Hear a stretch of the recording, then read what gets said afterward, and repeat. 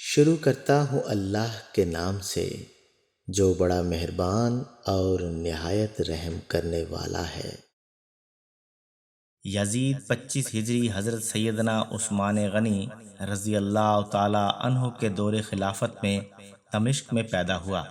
اس کی ماں کا نام معصوم تھا جو قبیلہ بنو کلب کی سردار عبدل بن انیف کی بیٹی تھی۔ یزید نے اپنے ننہال میں پرورش پائی اور وہ اول درجے کا شرابی تھا۔ اس کا قبیلہ حجاز کی سرحد پر ایک صحرا میں آباد تھا جو ناچ گانے کا بہت دل دادا تھا۔ روایت میں آتا ہے کہ یزید شام کو شراب پیتا اور اسی حالت میں صبح ہو جاتی، پھر صبح کو شراب پیتا اور اسی حالت میں شام ہو جاتی تھی۔ یزید شکار کا بہت زیادہ شوقین تھا اور اسی وجہ سے اس کے پاس کافی تعداد میں شکاری کتے ہوتے تھے۔ یزید نماز نہیں پڑھتا تھا اور نہایت و ظالم و جابر انسان تھا۔ اس کے دور میں اس سے بڑا ظالم اور کوئی نہ تھا۔ یزید نے حضرت سیدنا امام حسین رضی اللہ تعالی عنہ جیسی شخصیت کو شہید کروایا تھا۔ یزید اتنا گستاخ تھا کہ اپنے استادوں سے بھی لڑ پڑتا تھا اور انہیں مارنے پر بھی آمادہ ہو جاتا تھا۔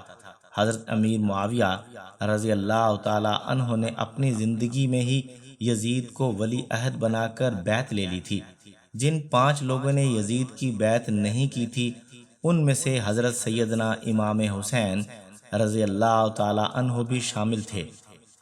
یزید حقیقتاً نبی کریم صلی اللہ علیہ وآلہ وسلم کے دین کا منکر تھا اور یہی وجہ تھی کہ حضرت سیدنا امام حسین رضی اللہ تعالی عنہ نے اس کی بیعت نہ کی۔ امیر معاویہ 60 ہجری میں وصال پا گئے۔ مرنے سے پہلے انہوں نے یزید کو چند نصیحتیں فرمائی۔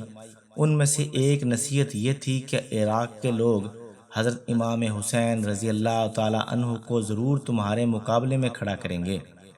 اگر ایسا ہو تو نرمی اور درگزر سے پیش آنا، وہ ہمارے نبی صلی اللہ علیہ وآلہ وسلم کے نواسے ہیں۔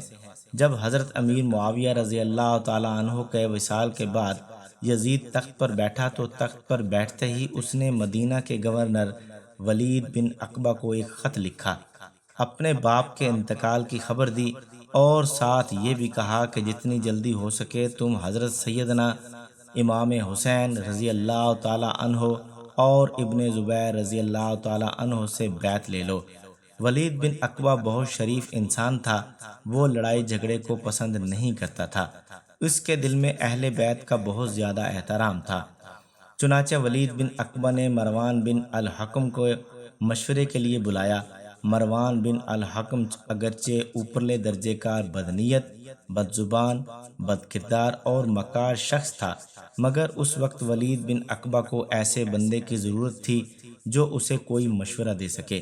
چنانچہ مروان نے کہا کہ حضرت سیدنا امام حسین رضی اللہ تعالی عنہ اور ابن زبیر رضی اللہ تعالی عنہ کو یہاں بلا کر بیعت کا مطالبہ کرو، اگر وہ نہ مانے تو معاذ اللہ ان کی گردنیں اڑا دو۔ اس پر ولید نے کہا کیا ایسا قدم اٹھانا ضروری ہے؟ اس پر مروان نے کہا بہت ضروری ہے، اگر تم ایسا نہ کرو گے تو پھر تمہاری گردنیں اڑ جائیں گی۔ معاویہ بن یزید جو کہ یزید کا بیٹا تھا، اس بدبخت نے باپ کی موت کے بعد تخت پر بیٹھتے ہوئے ایک طویل خطبہ دیا جس کا لب و لباب یہ تھا کہ میرے باپ حاکم بنا مگر وہ نالائق تھا اور نواسائے رسول صلی اللہ علیہ وآلہ وسلم سیدنا امام حسین رضی اللہ تعالی عنہ کو شہید کیا اور قبر میں گناہوں کے وبال کے سبب کا مستحق عذاب ہوا۔ پھر معاویہ بن یزید نے روتے ہوئے کہا کہ اس کی بری موت اس کا بڑا ٹھکانہ ہے۔